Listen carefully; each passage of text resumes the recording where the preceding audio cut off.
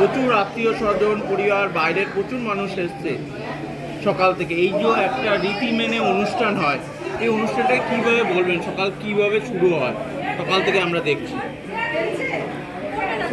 এটা নিয়ে আজকে প্রায় 40 বছর হলো, 40 ইয়ার্স। এটা মাদক আমাদের এটা ধামরাই, ঢাকা থেকে ধামরাই বলে একটা শহর আছে যেখানে মাদকের মন্দির, এই গৃহ দেবতা ওখান থেকে আসা, ঠিক আছে।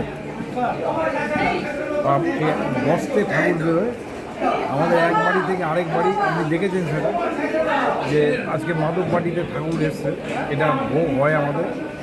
দুদিন ঠাকুর এখানে থাকে, দুদিনের পর উনি আমাদের ওই ঘিরেতে চলে যাবে।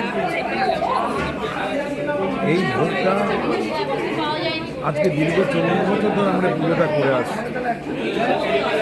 এই একটা আলাদা মনে একটা স্ফুরণ বলুন, আনন্দ বলুন, এত লোক আসে একটা বাড়িতে, সবাই মিলে বসে এক জায়গায় অনুষ্ঠানটা হয়, কীর্তন হয়, ভজন হয়, গান হয়।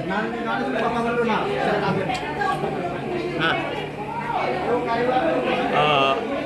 আজকে এই অনুষ্ঠানে প্রচুর আত্মীয় স্বজন পরিবার বা বাইরের আত্মীয় স্বজন ছাড়াও বাইরের লোক প্রচুর। কত লোক আসে? 1000-3 চারেক লোক খায় এখানে। 1000-3। আর অনুষ্ঠানের রীতি ছোট্ট করে যদি বলেন, যে অনুষ্ঠানে তো অনেকগুলো নিয়ম আছে।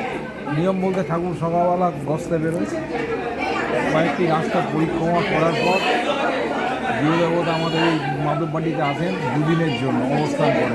দুদিনে এখানে আরতি হয়, ভোগ হয়, কীর্তন হয়, পালা কীর্তন হয়, সব হয়, ঠিক আছে।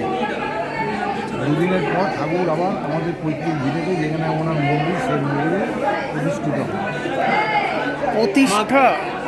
প্রতিষ্ঠা সম্পর্কে একটু বলুন, এবং ঐতিহ্য সম্পর্কে। প্রতিষ্ঠা বলতে গেলে এটা যেমন ঢাকা থেকে আমাদের ঠাকুর আসে, আমার মার খুব শখ আছে, উনি নাই, ওনার ওখান থেকেই এটাকে করা।